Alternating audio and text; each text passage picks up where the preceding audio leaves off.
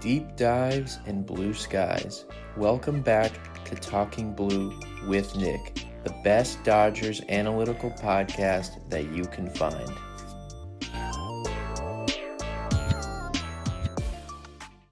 Ladies and gentlemen, welcome back to Talking Blue, the best Dodgers analytical podcast that you can find. I'm your host, Nick. You are listening to episode 97 of Talking Blue. It is an exciting day. We are recapping the Dodgers and the Angels series, which just wrapped up about an hour ago. The Dodgers sweep the Angels in Anaheim. They win their fifth straight game.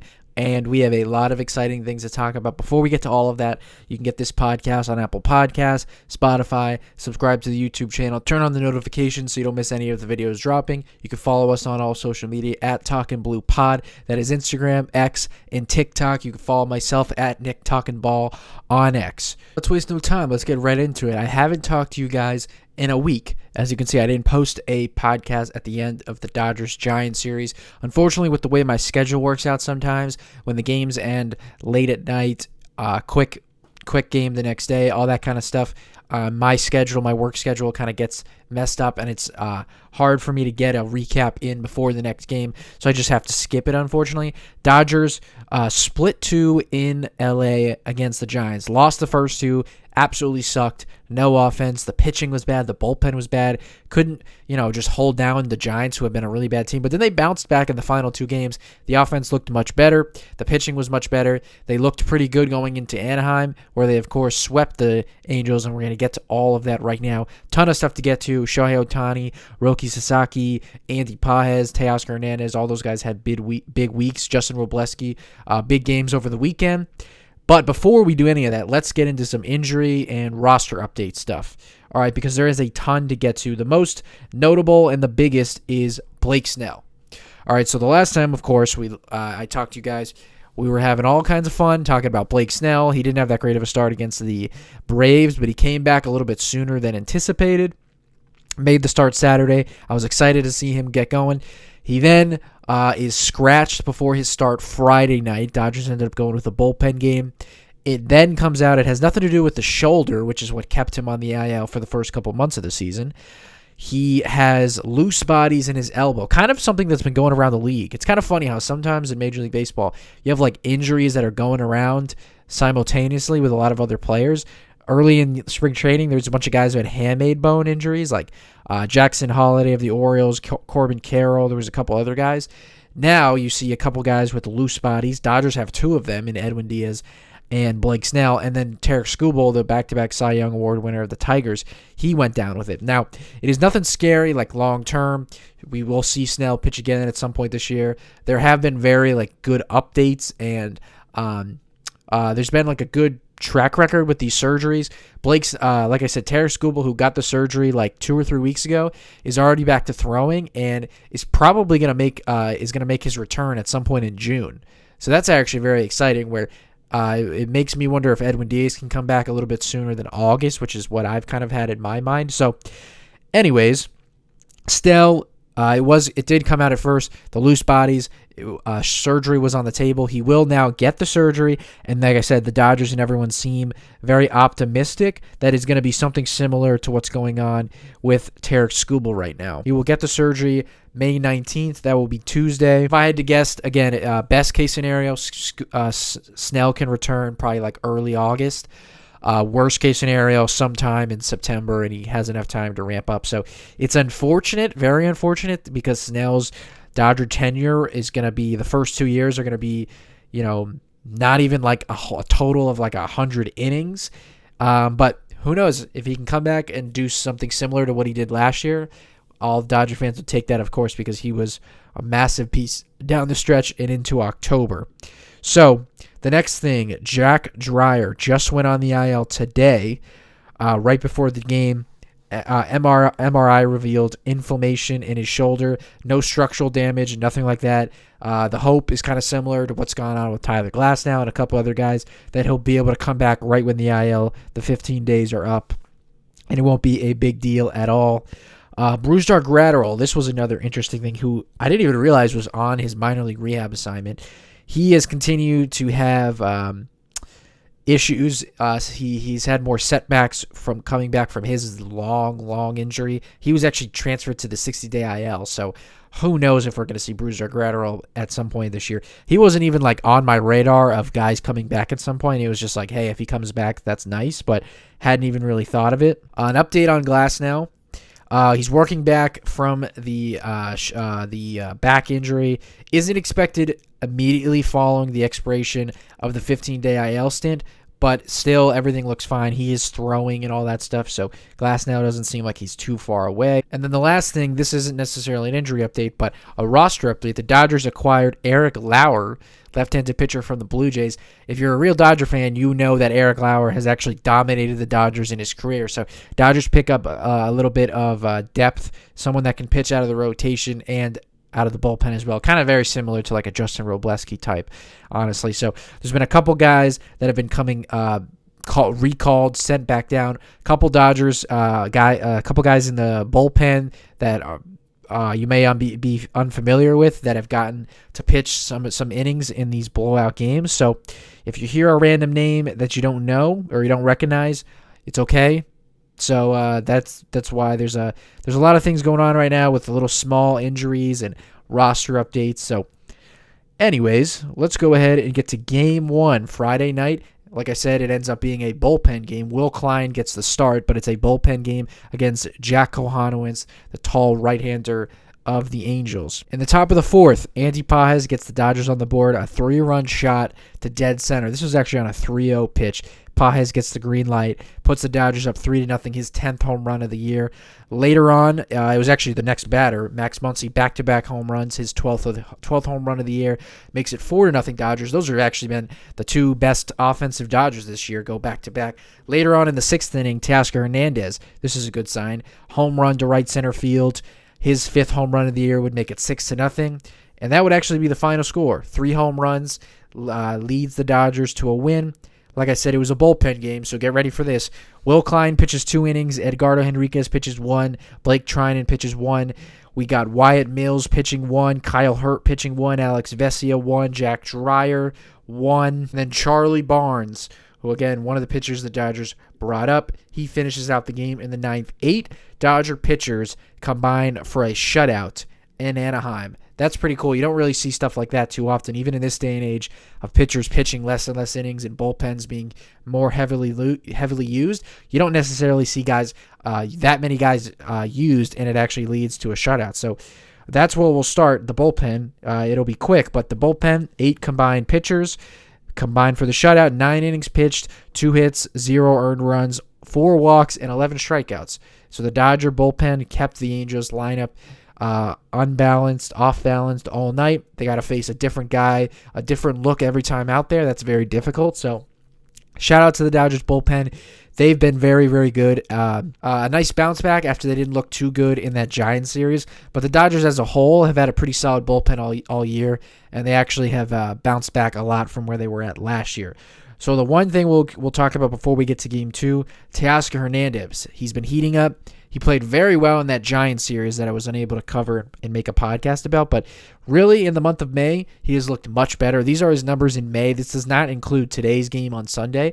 But 333 batting average, a 414 on base, a 471 slug, and an 865 OPS. That is Teoscar Hernandez's numbers in the month of May. Not necessarily a ton of power, 471 slugging percentage.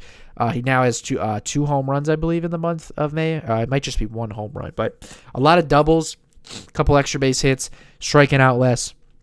And I wanted to give him some credit. He's actually been league average defensively in left field. I've always said, if Teoscar could just be a league average defender with the way that he can hit, I know that he's gotten off to a slow start this year, but we all know what he's capable of, 25, 30 home run guy. If he could just give you league average defense, just be average out there. We don't need you to be plus, but don't be like -8 outs above average, whatever. League average, if you go and take a look at his outs above average, is 0, which is just league average. He hasn't been elite, hasn't been bad. You will take that, especially with some of the defense that you're going to get in center field with Andy Pages. I'm going to get to that at the end of Game 2. We can absolutely live with that. He's been hot as of late. Hopefully he can continue this throughout the month of May. His OPS now is above 700. It was dipping below 700 for a little bit. Now it's more in the mid 700 range. Hopefully he can continue that. I think he had a double in this game on Sunday. So great first win. Dodgers slugged, hit some balls out of the ballpark, had to cover Blake Snell with a bullpen game, but the bullpen was up to the task. So Teoscar Hernandez, Pages, Muncy, those guys lead the Dodgers to a win. Let's go to Game 2. Game 2, Saturday night. Justin Robleski is taking on Jose Soriano of the Angels, who's actually been one of the better pitchers in the game to start the year. So Dodgers had a tough pitcher on their hands to deal with. But they get on the board first in the top of the first. Will Smith puts the Dodgers on the board with a sac fly, 1-0 Dodgers. Later on in the 6th inning, Andy Pages, a bases-loaded walk. There was a couple walks here. Max Muncy, bases-loaded walk, makes it 3-0. Teoscar got hit by a pitch. That would make it 4-0. Alex called an RBI single into left field, makes it 6-0. Angels would get on the board in the 6th. Joe Adele double makes it 6-2. But then in the 8th inning, this was an extremely funky play. I'm not even sure how this was scored. I guess it was an Ohtani triple into right field. It looked like it should have been a ground rule double, but it was reviewed and it was the call was upheld. A RBI triple for Ohtani. He scored on a throwing error, makes it 9-2 Dodgers. This is a great sign. Mookie Betts, he homers into left field. I'm going to talk about Mookie Betts after this as well. 10-2 Dodgers. And then a fielder's choice, Max Muncy, 11-2. Teoscar Hernandez, another RBI single, makes it 12-2. And then Shohei Ohtani, he hits a extra base hit, a double into right field to make it 15-2. Dodgers put a ton of runs on the Angels in this game. Like I said, they win by a score of 15-2. Justin Robleski pitches 6th. Blake Trinan for 1. Wyatt Mills for 1. And then, like I said, Charlie Barnes, who got called up the night before, he pitches again. Dodgers win. Score is 15-2. Let's talk about Justin Robleski. All right, he pitched pretty good in this game. Let me give you his final line.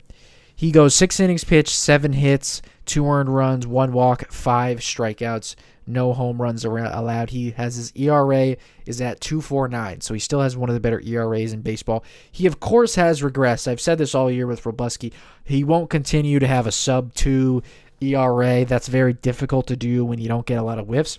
What's funny is that, Robleski has regressed, but he's actually been getting more swing and miss and strikeouts, which is a very good sign.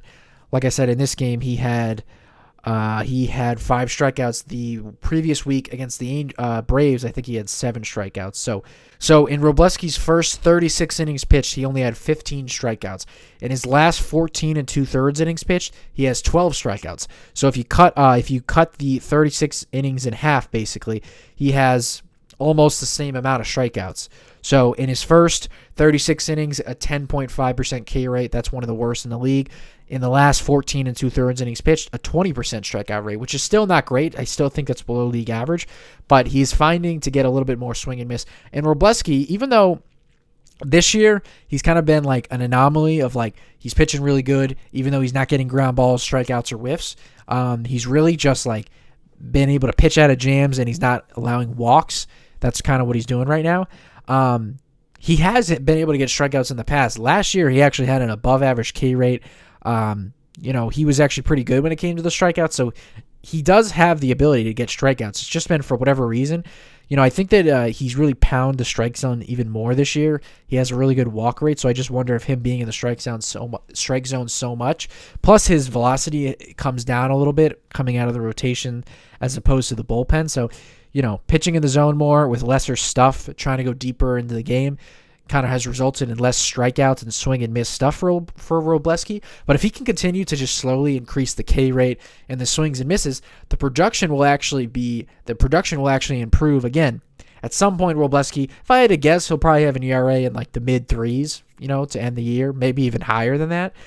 Because he does just allow a lot of contact and he doesn't get strikeouts. But if he can continue to slowly implement more swing and miss pitches and have better swing and miss stuff, his numbers will actually be a little bit better, especially the underlying numbers, because if you look at a lot of his underlying metrics, they kind of show that he is fortunate to have the ERA that he has, given the quality of contact and the lack of swing and miss. But regardless of that, even though I'm an analytical guy and the underlying metrics show that he's been kind of like lucky, basically, I still think he has pitched well, and you got to give him credit. The numbers are the numbers, and a sub-2 ER, a sub-3 ERA is very, very good. He has his four-seam fastball is the second best in baseball according to run value, a 210 batting average against on his fastball. So the four-seam fastball is getting outs, and then he also mixes in a very good slider. He has the 15th lowest walk rate in Major League Baseball. Like I said, he has one of the biggest discrepancies when it comes to FIP and then expected FIP. All right, fielder independent pitching. All right, it's kind of like a better stat than ERA. It takes out the the defense and stuff like that. And then expected FIP is even more like it takes into quality of contact into consideration. So he has a 337 FIP, but his expected FIP is 483. He actually has one of the worst FIPs in Major League Baseball. So again, like I've been saying all year, when it's hard to be that elite. It's hard to have an ERA that low when you don't get strikeouts or whiffs. And then on top of that, he doesn't even get a lot of ground balls like he had previously in his career. But he pounds the strike zone. His fastball slider combo is very, very good. And he's just a dog out there. He's competitive. He's, like I said, he pounds the strike zone. He's got pretty decent stuff from the left side. Credit to Justin Robleski. He's been huge for the Dodgers, and as a couple guys have begun to get injured, obviously we saw Jack Dreyer go down, but more importantly, Snell and Glasnow within the last week, he quickly becomes a guy that you might have thought at some point has to kick to the rotation. Now he's becoming even more important, and he's going to be a guy who's going to be kind of similar to what Emmett Sheehan was last year. I feel like he's obviously Sheehan only pitched like 70 innings, something like that, but someone that you look up at the end of the year and you're like, wow, this guy pitched really good. And it's not, Yamamoto or Ohtani or Snell, Glasnow, like someone under the radar. So Robleski's been good, and hopefully he can continue, to increase the strikeouts, because that will kind of, his expected underlying metrics will actually improve and kind of suggest that he hasn't been like super lucky and stuff like that. The last two guys we'll talk about before we get to Game 3, Mookie Betts and Andy Paz. I just wanted to talk about Mookie's at-bats. He obviously came back in the beginning of the week against the Giants. He made his debut, his return from the IL, I should say, on Monday. They have given him a couple off days. He didn't play Sunday today, and then I don't think he played in that final game against the Giants. So he has had a couple off days, and they're clearly being careful with him coming back from the oblique. But his at-bats the last few games have looked much better. If you've actually really locked in on his at-bats like I am, he is not chasing at all. He has had a lot of at-bats with a lot of pitches that were like borderline pitches, like just off the plate. A couple like nasty sliders and curveballs down in the zone, just off the just off the plate that were balls, but very close, and he laid off them. So his plate discipline looks very, very good. The numbers suggest that his chase rate, if he qualified, his chase rate would be like 6th best in Major League Baseball right now. But his quality of contact, his last 5 at-bats, all right, he walked Saturday night in the game that he played, but his final at-bat Friday night, and then 4 of the at-bats that he had that he didn't walk on Saturday night. He lined out to center field to Mike Trout Friday night, his last at-bat, 97 miles an hour, exit velo. Then he had a single in his first at-bat on Saturday night into left field. He lined out to right field, 98 miles an hour exit velo. He lined out to left field, 103 miles an hour exit velo, and then he obviously homered to left field at his final at-bat, 103 exit velocity. So he's hitting the ball hard right now, been getting a little unlucky, but I just wanted to show his barrel rate, his average exit velocity, and his hard hit rate. All 3 numbers that I love looking at hitters. How consistently hard are you hitting the ball? How hard are you hitting the ball? And then on average, what's your exit velocity? All 3 of those numbers are up from where he was at a year ago. His hard hit rate, his average exit velocity, and his barrel rate. All right, so he's making much better quality of contact right now. If you look at a couple of his expected numbers, his expected average, his expected slug, they're more in line with what he did in 2024. Not necessarily up to what he was at in 2023, which was like the second best season of his career.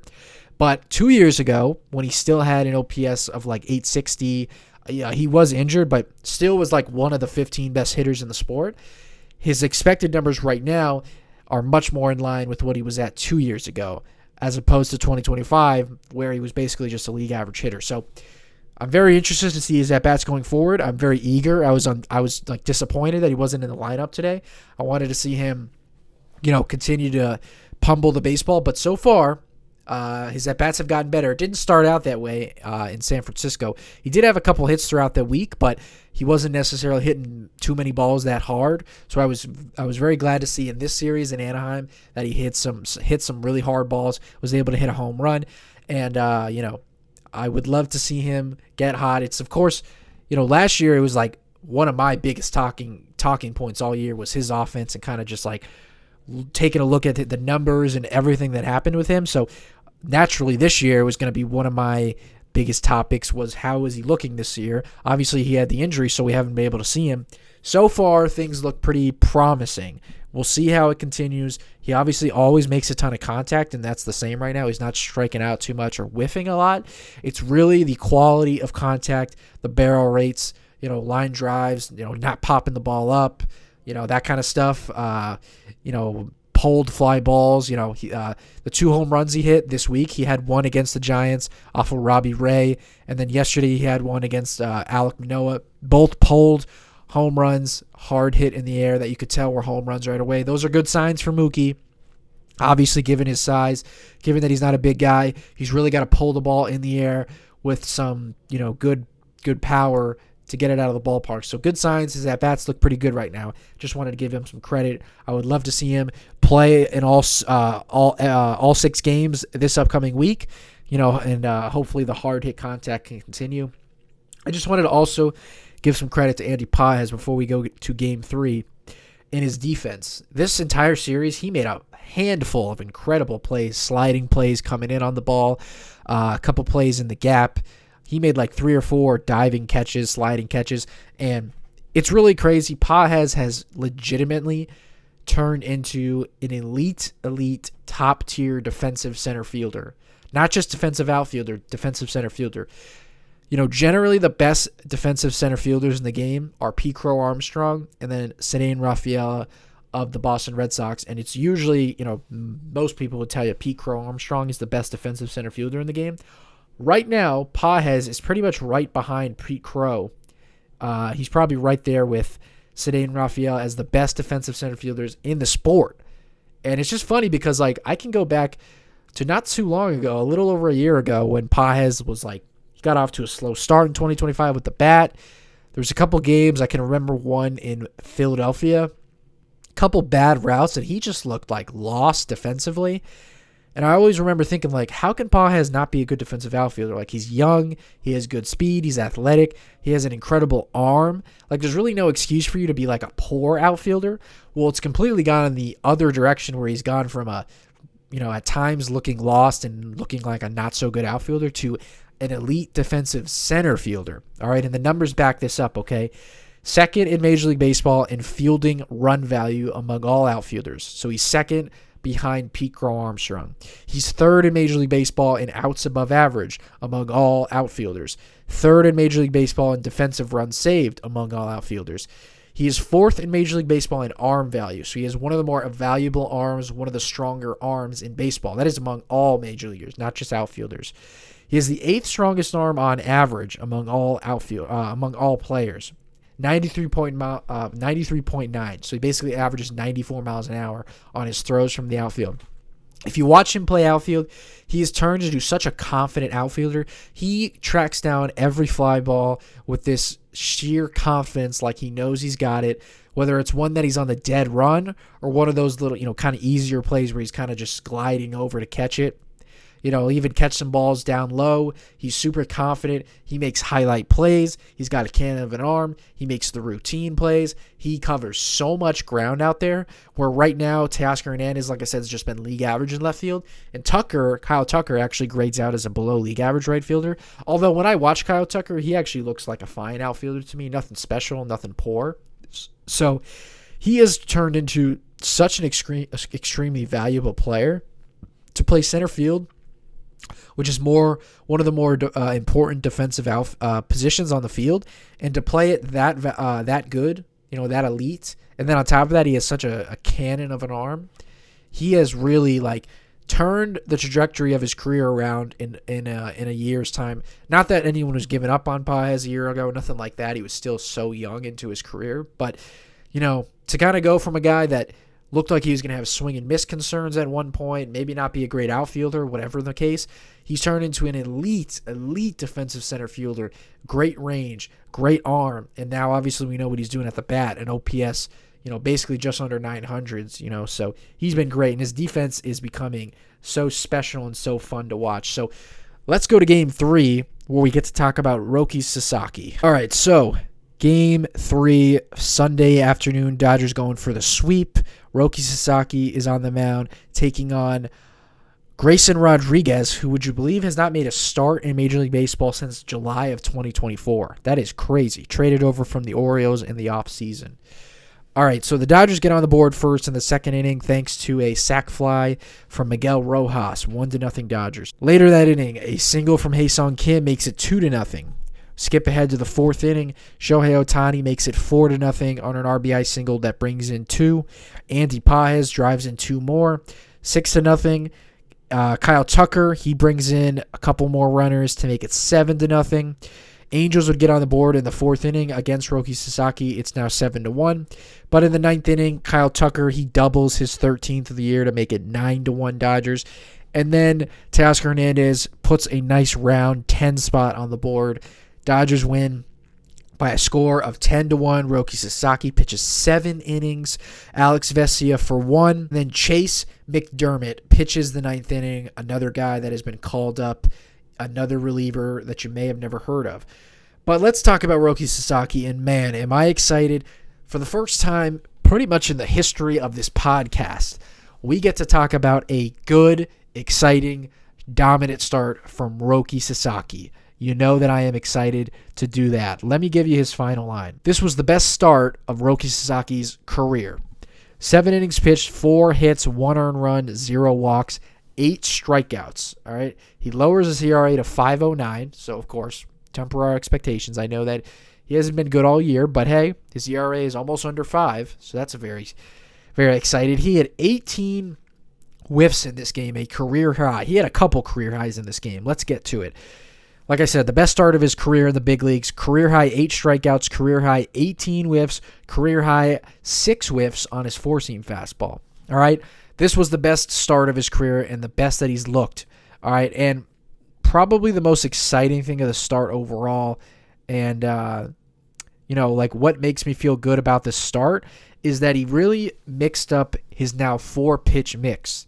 I've always told you, four-seam fastball, slider, splitter. Ever since, I think it was 3 weeks ago that he implemented the faster splitter, I asked the question, could we see 2 different splitters from Roki? The splitter and then the forkball. The harder, low 90s, splitter, and then the mid-90s, mid-80s, I should say, lower forkball. He has continued to implement that today in this start. 41% fastball, 27% sliders. So he actually leaned on the slider a little bit more than his 2 different splitters. 20% splitter, 12% forkball. So he now has a legit 4-pitch mix, 4 different pitches. You're going to see the forkball with 2 strikes at time. Like I said, kind of going for the kill, going for the strikeout. All right, so, and again, like I said, he mixed up the 4-pitch mix that he now has. He had 6 whiffs on the four-seam fastball, career high. 7 whiffs on his slider. 4 on his splitter, and then 1 on the forkball. A 58% whiff rate on his slider. That is nasty. All right. His slider was very, very good. Another thing encouraging about this start, obviously the no walks is massive. We know that is huge given his command issues. But what's really good is that he had an 80% zone rate. 80% zone rate on his four-seam fastball. The most that his four-seam fastball has been in the strike zone. What does that lead to when you're a guy like Sasaki who throws a splitter, 2 different splitters, and a slider? It's going to lead to more chase. All right, he had a 40% chase rate in the start. 40% he had pitches swung at out of the strike zone. Once you start to get to 40% in one start, that's pretty good. That means you're getting a very good amount of chase in the game. If you go and look at his whiffs, the splitter And the slider that he was throwing, we're getting a ton of swing and miss out of the strike zone. That is key. Like I said, 18 whiffs. That's a ton. That's a very good outing. That means you were getting a ton of whiffs. Once you really start to get like 15 or more, you had a very good day and you were generating a ton of whiffs. That is a career high for him. His previous career high was 15, which he set earlier this year. So very, very good start. Very exciting step in the right direction from Sasaki. The fastball being in the zone that much is massive. It's obviously can be scary because his fastball has had a ton of concern and it has had a ton of damage given up. But when you're in the zone that much with your fastball, it creates you to get more chase on the other pitches. You can tunnel your breaking balls, your splitters, your sliders off of the four-seam fastball. And when you're in the zone that much with the heater, means that the hitters have to honor those pitches more and that they will eventually chase. He also had a ton of first pitch strikes in this game. 79% first pitch strike percentage. I would imagine that's one of the highest of his career, if not the highest. So he's starting a ton of guys off with a first strike, pounding the strike zone with his four-seam fastball. That's going to lead to a ton of chase like it did in this game. Super exciting start. It was very fun to watch, very pleased. It's a very good step in the right direction when the Dodgers need it most with the two starting pitching injuries that they've had with Snell and Glasnow. So we'll see going forward. Hopefully Sasaki can build on this. His next start will come next week in Milwaukee against the Brewers. So a tough task because the Brewers are a pretty good team who do not chase. Like I just said, he got a ton of chase in this game. The Brewers do not chase, so he's going to have to continue to get the four-seam fastball and the heater in the strike zone to potentially get more chase. So great start from Sasaki, only his second win of the year. I think that's only like his third win of his big league career. So, but like I said, by far the best start he has had in the big leagues. Very exciting. And the last two guys before we wrap up this weekend series, I just want to give some credit to Shohei Ohtani. I talked about him a week ago, kind of broke down his struggles, what he's been doing differently at the plate this year that's kind of led to some struggles. Not hitting the fastball as much. He's pulling the ball a lot more than he has in his career. And he's not hitting the ball as much in the air. And I think that, him not using the big part of the field maybe has hurt him a little bit. Well, in that Giants series, he hit a home run to left center field, so that's a great sign. He had a double Friday night to left field. He did pull a couple more balls in this series. There's nothing wrong with pulling the ball. He has the highest pull percentage of any hitter in baseball by far. But I wanted to give him some credit regardless of that. 6 for 13 over the weekend with 3 extra base hits. He had 2 doubles and a triple. He was on base 9 times, so he had a couple walks mixed in there. All right, his OPS is up to 839. He looks much better at the plate. I would still like to continue to see the power and the slug increase because his slugging percentage is still like 460, and he's a guy who's normally like a 600 slug. So, I've begun to ask the question, is it time to lower our expectations with Ohtani at the plate? Maybe. I'm not fully there yet. We're still mid-May, and he could finish the month of May off hot. Maybe hits, a couple more home runs, has like 10 home runs on the year, and then he could go off in June, and, we could still be looking at a 40, 50 caliber home run season. He still is on pace to hit, not on pace, but he is still like probably going to hit like 35 home runs at minimum. So he looks very good right now, and I think he's getting a little bit more confident at the plate because he knows he's been struggling. He's looking a lot better, a lot more hard contact. He had a 3-hit day in this game against the Angels, looking a lot better. And then Kyle Tucker, I want to give him some credit too. I think it was 2 weeks ago that I talked about his struggles. Ever since then, he's actually been very, very good. In his last 7 games, he has a 983 OPS. In his last 15 games, like I said, that goes back to like 2 weeks ago when I talked about him, 910 OPS. In the month of May, and again, this doesn't include today's game, he has an OPS over 860. That's in the month of May. And he also has an OPS of 1,042 against left-handed pitching. That was one of the things that I talked about Tucker, that he was struggling with going into May, and basically what he struggled with the first month plus of the year was left-handed pitching. He's been raking left-handed pitching as of late. Got a couple hits against Robbie Ray, Chris Sale, a couple other left-handers mixed in there, so he's looking much more like his old self, hitting left-handed pitching, and he's been getting a ton of doubles as of late. He even was getting robbed with some extra base hits. He had a single taken away from him in today's game. He had an extra base hit taken away from him over the weekend. Joe Adele made a diving catch on him. So hopefully it's going to lead to some more power and some more home runs, because I think he only has like 4 home runs on the year, but he's looking great as of late. His OPS is up to like the 760 range, so I think in no time he'll have an OPS in the 800s. So that's pretty much it. The last thing I would say going into San Diego this week, I'd love to see Freddie Freeman and Will Smith get going. I still think they've been 2 of the most unlucky hitters in the game. Getting robbed a ton. Will Smith has been lining out a lot to the outfield. Freddie Freeman's at-bats didn't look as good this week. He kind of cooled off a little bit, so I would like to see his at-bats improve in San Diego. But Dodgers will go to San Diego to take on the Padres. We all know when the Dodgers take on the Padres, it is, comment below if you guys agree. I think they have the best rivalry in baseball right now. There's always a weird back and forth with Dodgers. I'm sure Dodger fans, Padre fans. I'm sure we're gonna experience it once again this week. Dodger fans love to ignore the Padres or act like they're not a real rivalry. Padres kind of do the same thing sometimes. They kind of have, Dodger-Padre fans have a weird dynamic going on sometimes. But, I think that they are not just the best rivalry in the game, but they are the Dodgers' biggest rival. And it always creates an incredible matchup. Like, watching the Dodgers and Padres play on a random Monday in May is like your average October postseason game. It's always like down to the wire, walk-offs. The crowd's always into it. It's always electric. So, and we're going to have some good pitching matchups because Yamamoto is going to take on Michael King Monday night. Those are 2 of the better right-handed pitchers in the game. Both guys have gotten off to good starts, especially Michael King. He's been great this year. He has one of the better four-seam fastballs in the game. Emmett Sheehan will take on Griffin Canning.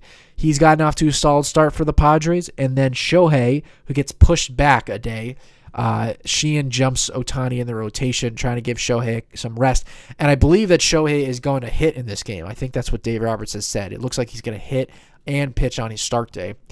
That'll be Wednesday. He'll be taking on Randy Vasquez, who's also been pretty solid for the Padres. So I think the Dodgers are like a half a game and a half up on the Padres right now. So Dodgers are hot. They've won 5 in a row. Hopefully we can get out of San Diego with a series win. I'd love to see a sweep. That'd be amazing. But the offense definitely came to life in this weekend against the Angels.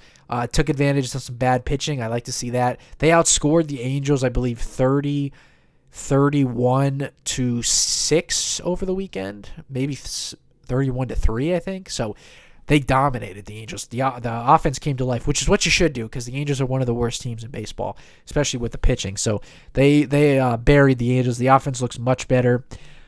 Pages, Kyle Tucker, Shohei, Mookie Betts. I'd love to see Will Smith and Freddie Freeman get going this week in San Diego and in Milwaukee. That's all I have for you guys. I hope you guys appreciated and enjoyed. Comment below your thoughts, any questions, anything you have going on. As always, you can get this podcast on Apple Podcast, on Spotify. Subscribe to the YouTube channel. You can follow us on all social media at Talking Blue Pod. That is Instagram, TikTok, and X. You can follow myself at Nick Talking Ball on X. We will be back Thursday, I believe, to recap the Dodgers and the Padres in San Diego. Have a good night, everybody.